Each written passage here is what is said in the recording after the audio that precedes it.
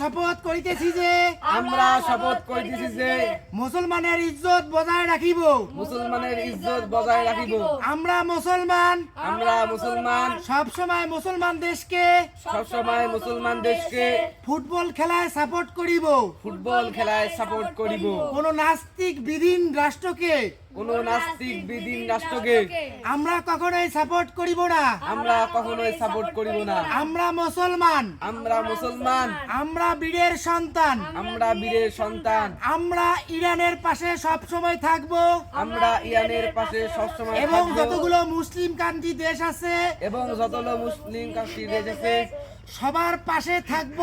সবার পাশে থাকব।